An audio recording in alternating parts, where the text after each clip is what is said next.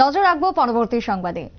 অপু দুর্গার মতন কাঞ্চনজঙ্ঘা দেখার জন্য এবার সাব্রুম স্টেশনে দাঁড়িয়ে থাকলো অগণিত মানুষজন। আজ সকালে সাব্রুম স্টেশনে পৌঁছালো শিয়ালদা থেকে ছেয়ে আসা কাঞ্চনজঙ্ঘা এক্সপ্রেস।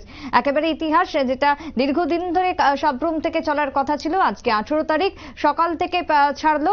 সবুজ পতাকা নেড়ে রেলের পক্ষ থেকে কাঞ্চনজঙ্ঘা এক্সপ্রেসের আনুষ্ঠানিক যাত্রা শুরু হলো সাব্রুম থেকে।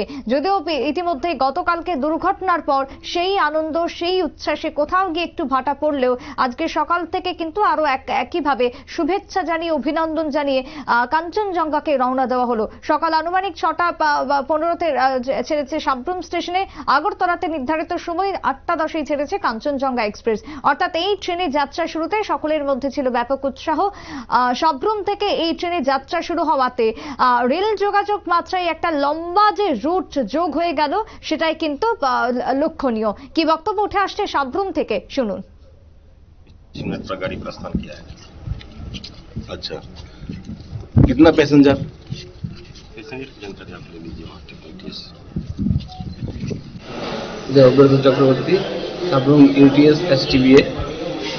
আজকে আমাদের এখান থেকে সাব্রুম শিয়ালদাহ এক্সপ্রেস চলে গেল।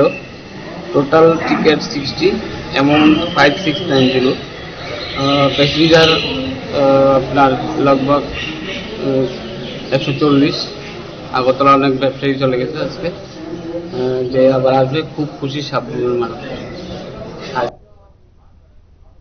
আপনারা শুনলেন সংশ্লিষ্টের বক্তব্য। রেলের পক্ষ থেকে যে বক্তব্য পেশ করা হয়েছে, তাতে করে 22টা বগি নিয়ে আজকে কাঞ্চনজঙ্ঘা এক্সপ্রেস রওনা দিল শিয়ালদার উদ্দেশ্যে। আজকে সকালে ছেড়ে যায় ট্রেন, আগামীকাল রাত্রেবেলাতে পৌঁছাবে শিয়ালদাতে এই ট্রেনটি। সাব্রুম রেল স্টেশনের এক কর্মকর্তা দেবব্রত চক্রবর্তী জানিয়েছেন, 140 জন যাত্রী নিয়ে উদয়পুরের উদ্দেশ্যে রওনা দেয় ট্রেনটি। আগরতলাতে যাত্রীর সংখ্যা তারপরে বাড়বে, তবে মোট 5690 টাকা এক্ষেত্রে টিকিট বিক্রি হয়েছে সাব্রুম থেকে, এমনটাই জানিয়েছেন রেল কর্তৃপক্ষ। ছোট্ট বিরতির পর ফিরবো, সঙ্গে থাকুন।